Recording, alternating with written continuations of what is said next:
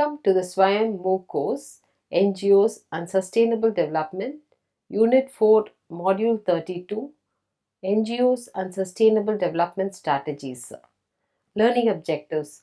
By the end of this module, you will be able to understand the need for strategies for sustainable development, learn about the role of NGOs in implementing the strategies.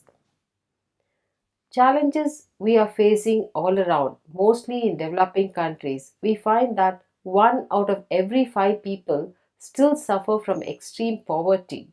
In many nations, the social ills are connected to poverty is on the rise. These include illness, family dissolution, crime, drug abuse. In many nations and in many places, there are political unrest which impedes the social economic development of that country, and further it leads to several conflicts. The instability is the result of rising income disparities that is existing between the communities in the country. Also, it is because of racial minorities which is present within the country. Although people's consumption levels matter more than their sheer number, population increase is predicted to make these pressures even more worse. Further, environmental degradation continues and is on the rise. The quality of water, soil, and air is under constant pressure, and the pollution that it results in further depletes the natural resources, and the livelihood is questioned. There is a loss of forests, the ecosystem is disturbed, the biodiversity is lost, and further there is lots of soil erosion. The capacity of the Earth's natural resource base to feed this large population is in a jeopardy. The rise in population has distorted the natural use of the resources. Recent research has shown that over the past 30 years, the Earth's ecosystem and the renewable natural resources have fallen by more than 30%, while the need or the requirement of these resources have risen by 50%. So there is a large gap between the demand and the supply. Although their current contribution to the issue is minimal, developing nations, particularly the least developed ones, are predicted to be the most affected because of these imbalances. Malaria, HIV, AIDS are diseases which is very common, very prevalent in developing countries, and it is further disturbing the social structure. HIV has already had a significant impact on the rate of the newborn child and the maternal death in the worst affected nations. Acute malaria affects around 500 million people annually, of whom 1 million die because of malaria. The combined effect of the weak economic growth, a high external debt burden, corruption, violent conflict, and food insecurity are causing a lot of hardship in many of the nations. All these issues highlight the need for strategies for sustainable development. Further, for successful implementation of these strategies, NGOs play a very critical role. A variety of national and decentralized strategic planning methodologies are being used. NGOs are positioned at both the national and international level as well as at the local level, and they form as a mechanism, as a channel to implement the strategies that has been set forth at the national and at the international forum. As we all know, sustainable development entails committing the societal goals for the economy, society, and the environment in order to maximize the human well being in the present, while maintaining the capacity of the future generations to meet their requirements. Within this larger framework of sustainable development, there are several objectives that we plan to accomplish for reaching the Sustainable Development Goals by 2030. As proposed by the UNDP, the strategic plan which is envisaged is by 2030 all the 17 SDGs will be attained. To achieve this, we need to build resilience, and this calls for a structural transformation as shown in the picture. no one should be left behind is the agenda which was proposed for the 17 SDGs. To achieve this, the world is going through the phase of digitization, strategic innovation, and development financing.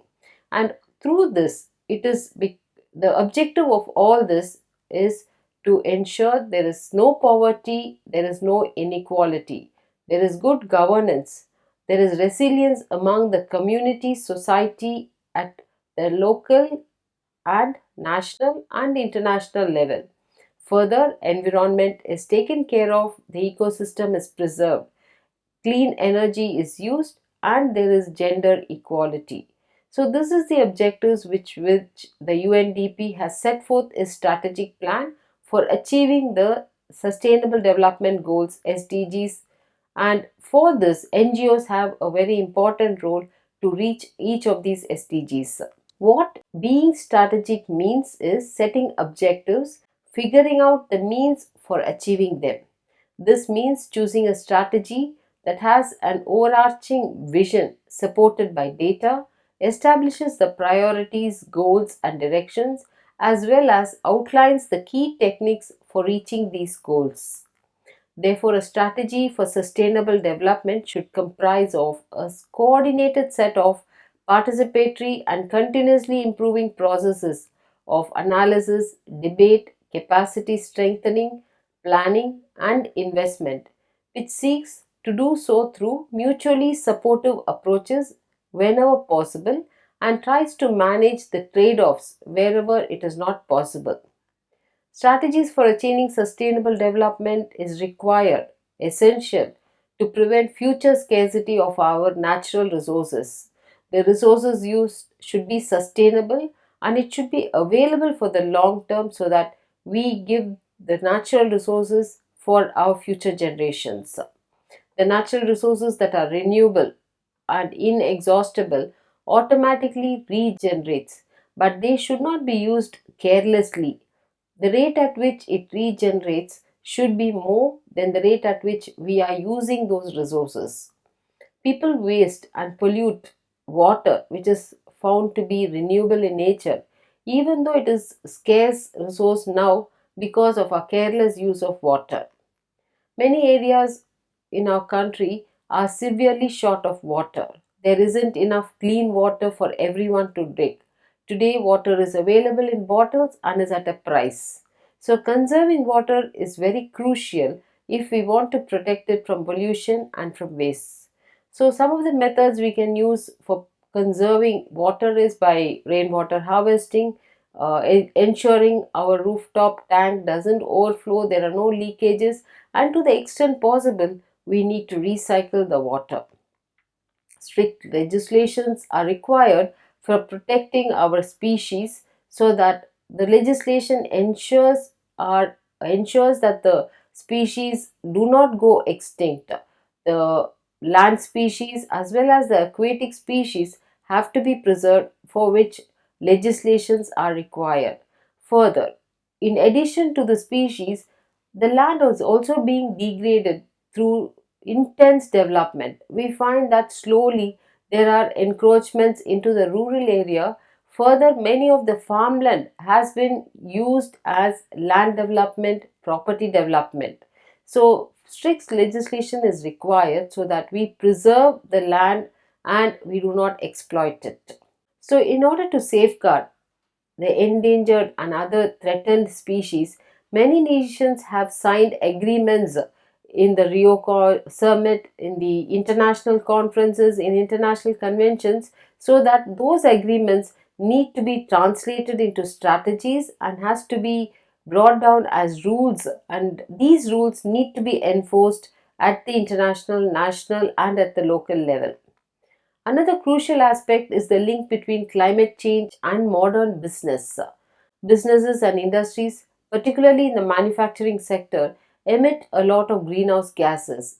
This has to be addressed by not only the government agencies like the Pollution Control Board, but also by the common man. They must implement clean development strategies and engage in carbon trading by making investments in environmentally beneficial technologies. In order for business to have a less harmful effect on the environment, waste has to be reduced. We need to go paperless to the extent possible so that we do not litter paper. Every day, business produces tens of thousands of documents just to keep up the demands of running their operations and ensuring communication is reaching everyone. This could be avoided by using technology and going paperless. The primary factor in India's agriculture sector is slowing down, and we find that the crop yield is getting declined. Small farmers and laborers who typically live on the margin are the vulnerable group who are most affected. Thus, the areas to be concentrated upon is water, energy, food, clean air, health for everyone. This is found to be the basic necessity, and to achieve sustainable development, the strategies and policies need to address each of these domains. A sustainable development strategy may be considered as a system that is made up of following elements depending on the situation: a regular multi-stakeholder forums as well as decentralized and national level discussion with links between them, a set of broad strategic goals and a common vision, a system of methods for pursuing those goals in a flexible manner, notably an information system, communication capabilities, analytical processes, international engagement, and coordinated means of policy integration, budgeting, monitoring, and accountability. So, these things make up and define a strategy. So, why do we need a strategy for sustainable development?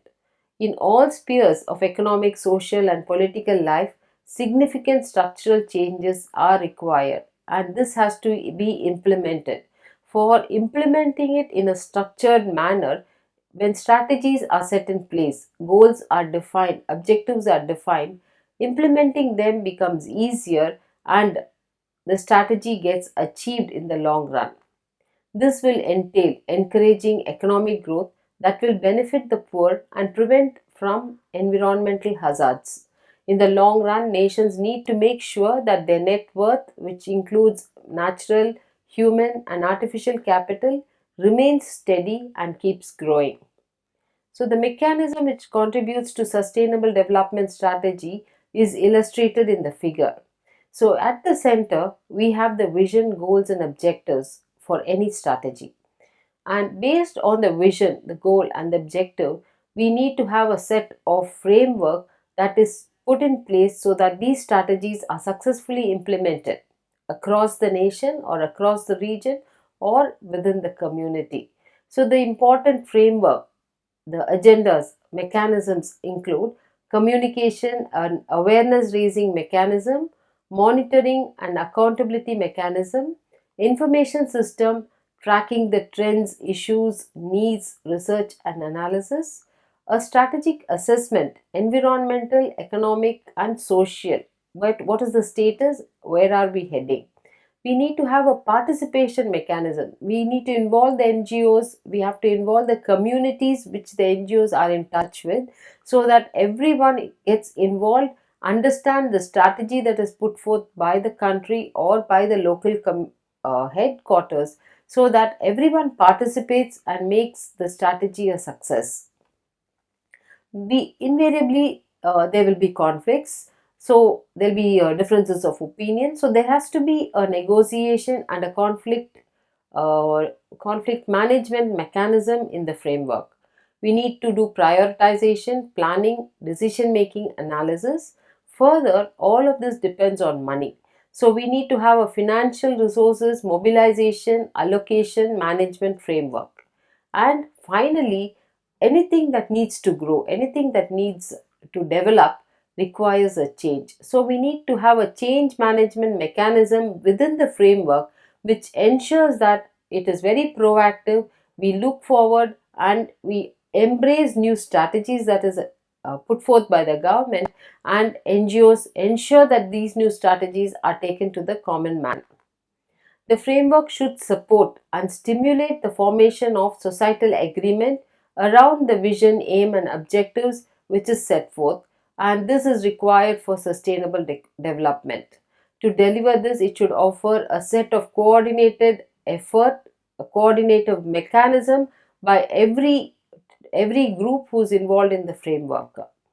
So, the principles for framing these strategies for sustainable development uh, comes from a regional context, a national context, and international context.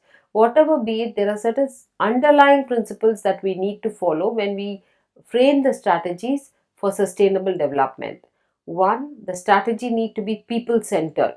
A people centered strategy is necessary for success, assuring long term positive effects on the vulnerable and the marginalized population, people who are living in poverty or people who are living in the tribal areas. Everyone needs to be included, and any strategy that has to go for sustainable development needs to include all of them so that there is an inclusivity in the strategy. The second is consensus on long term vision. Frameworks for sustainable development, which talks about strategic planning, are more likely to be effective when they are based on a long term vision with specific timelines which supports certain priority areas. These priority areas, if they are achieved over a period of time, say 5 years, 10 years down the line, then over the long period of time, the strategy that is postulated can be achieved. So, any strategy should have a long term perspective. They must also incorporate strategies for coping with change and short term and medium term needs. All political parties must support a long term strategy, for it is seen as an incoming administration as more than just the belief and policies of its predecessor. The third is a comprehensive and an integrated strategy. Any strategy that is put forth should not stay in isolation. There should be a linkages between the strategies that the government proposes. Strategies should seek to integrate wherever possible the economic, social, and environmental objectives. However, trade offs must be discussed in cases when integration is not possible. Future generations' rights and potential needs must be taken into account during this process. 4. Targeted with clear budgetary priorities. To make sure that plans are more than just wish lists, a sustainable development strategy needs to be properly included into the budgeting procedures which is already in place. 5. To incorporate monitoring, learning, and continuous improvement. Any strategy should incorporate the monitoring mechanism. Any system that is left alone goes astray or goes haywire. So it is necessary that there is a continuous monitoring which happens so that there is control present in the strategy during its implementation stages. Further, this monitoring will also help us to learn from the system, to understand what is it the strategy is doing to the society, so that as we capture this, we can learn from this process and improve upon it so that the whatever strategy is proposed is implemented successfully in the long period of time. 6. It should be based on a comprehensive and a reliable analysis. Priorities must be established after a thorough evaluation of the current situation. This analysis must take into account external pressures on a nation, such as those brought in by globalization, climate change, environmental degradation, drought, etc. The forecasted trends, hazards, and the connections between the regional, national, and international problems also need to be taken into account. 7. Country led and nationally owned. The demands of the development agencies and the outside forces have frequently influenced the past initiatives. However, whenever a country lays down the strategy, every member of the country should start owning this strategy so that it becomes nationally owned for the strategy to be successful. Strategies for sustainable development cannot be because of external pressures or because of some signing that has happened at an international convention. It should be owned by every citizen of the country. 8. High level government commitment and influential lead institutions will also help in framing the policies. For policies and institutional reforms to happen, government commitment is necessary because financial resources are given only by the government. 9. Building on existing processes and strategies. Most important, strategies need to be built on what is already existing. Only then there will be development happening because we are building on something which is already existing. So instead of starting from scratch, a strategy for sustainable development should draw on the existing planning processes to promote convergence, that is complementary and coherent among the other existing planning frameworks or the strategies that the country has already adopted. 10. Effective participation. The marginalized group, the commercial sector, the civil society, the decentralized authorities, everyone in the community, in the country should participate for the strategy to become successful. 11. We need to link the entire national framework. It has to be brought so that all the regional, the local bodies are networked to the national network. So the NGOs play a very crucial role in this networking. Strategies should be a two-way iterative process and should never be a top-down. A strategy should not be something which the government lays down as a law and it should never be implemented because the government has said so. Instead, the strategy should be willingly adopted by every individual, and the NGOs need to take this strategy from the national level to the bottom line community so that everybody gets involved and the entire system gets networked. At the central level, the primary strategic tenets and directions should be established, namely the economic, the fiscal, and the trade policy. Whatever legislative changes required, it has to be done at the national level. 12. We need to develop and build on the existing capacity. So it is very crucial to evaluate the political, institutional, human, scientific, and financial capability that the nation has, the state has, the region has, the market has, and the capacity of the civil society. Resources may be present in certain local areas. It is not uniformly distributed. So it is necessary that we need to find out what is the capacity of every situation, like every local area, every region, so that we build upon the existing capacity. Wherever necessary, provisions should be made as part of the planning process to build the required capacity. Local capabilities should be maximized. Now, coming to the various strategies, we can have strategies at the national level, we can have strategies at the regional level, and we can have strategies at the local level. At every instances, NGOs play a role in bringing out these strategy and informing it to the public. The majority of developing nations have a long-standing tradition of creating a recurring national development plan that frequently extends to a long period of time, say 5 years. Sector-wide planning and investment strategies are created by ministries. For example, the agricultural ministry, health ministry, transportation, education, all of them lay down strategies. So cross-sectoral strategies are also developed in many instances. For example, the Coastal Zone Management Plan and the Bangladesh Flood Action Plan from the early 1900s encouraged greater public participation in the creation of a national water plan. These are two examples for a cross-sector environmental policy.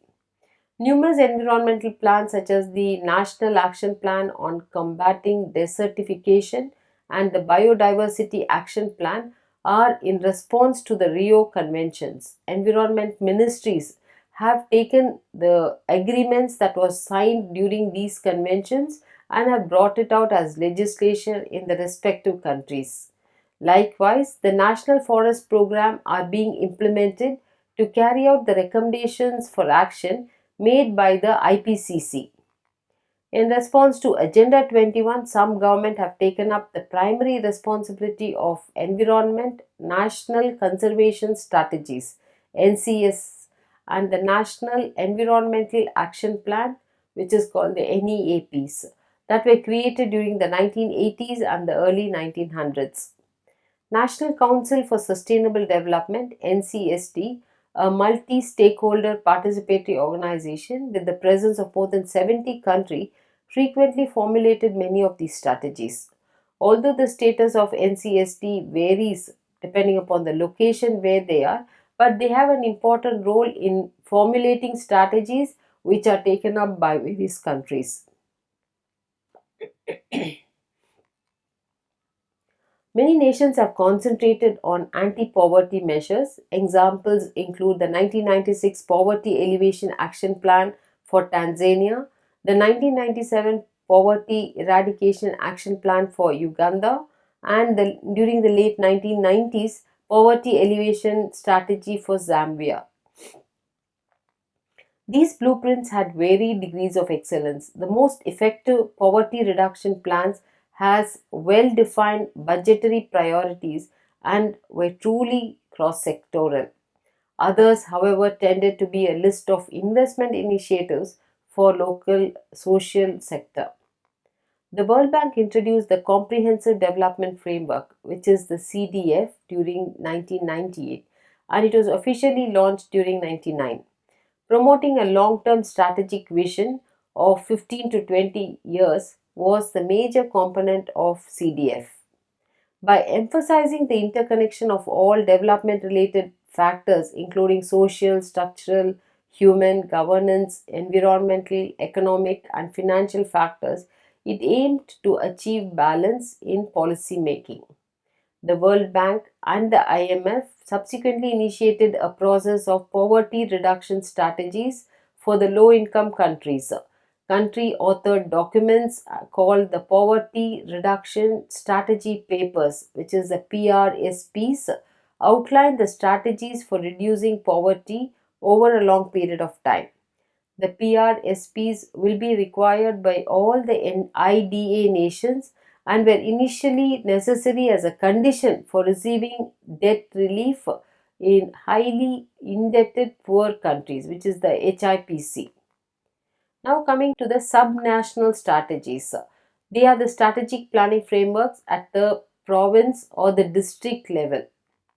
Districts and municipalities are expected to establish and implement development strategies and plans under decentralization, and they are increasingly compelled to do so through a participatory mechanism. The ability to conduct decentralized participatory planning, however, is usually lacking, and the resources needed is put into action, however, is not very sufficient. As in Ghana and Tanzania, such plans frequently need to be put forward, but usually it has to require the approval at the regional and the national level. Next, coming to the third level, after the national, subnational, we have the local level strategies. These are strategies which is done at the village level, and these strategies are done by the local heads after a lot of experience. Such planning is increasingly done in a very deliberate, in a very inclusive and a open way.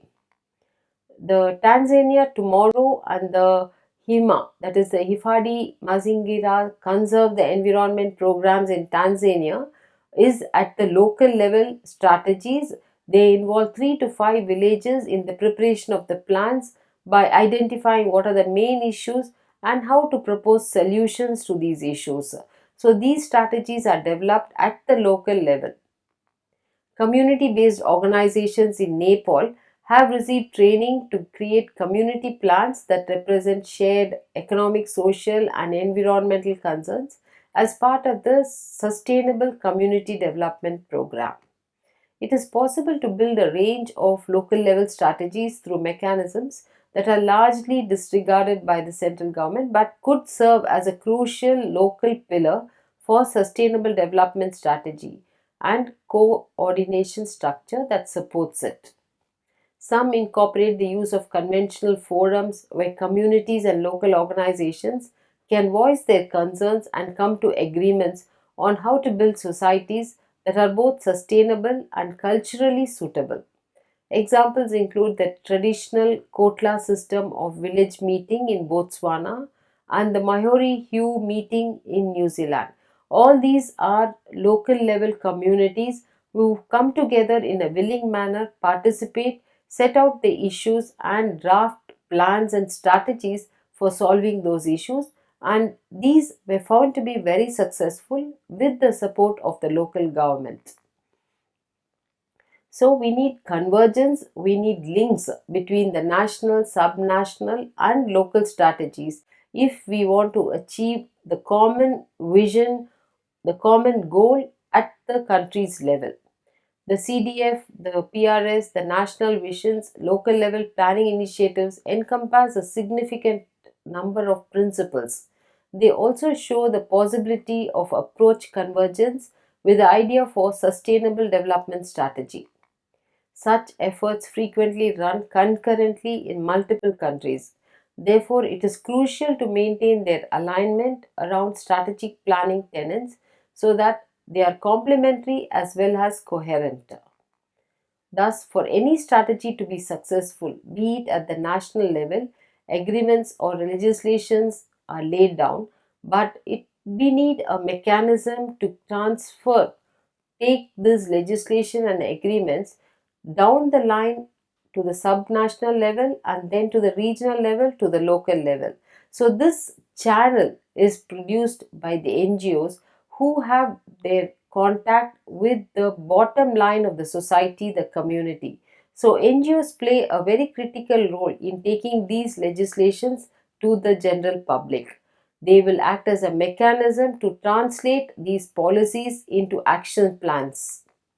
So now let us see some questions and answers in this module. Question 1. What are the initiatives that is carried out in India towards sustainable development? These include the Swachh Bharat Mission, Beti Bacho Beti Badao, Pradhan Mantri Awas Yojana, Smart Cities, Pradhan Mantri Jan Dan Yojana, Deen Dayal Upadhyaya Gram Jyoti Yojana, and Pradhan Mantri Ujjala Yojana, among several others. We find that many of these programs, initiatives for sustainable development, has been taken up by only NGOs, and NGOs are making these initiatives a success across India. What are the examples of sustainable development strategies in general? Some of the sustainable development strategies include having more green spaces, having waste to energy recycling, having water treatment plants, using renewable energy such as windmills, solar panels to a large extent.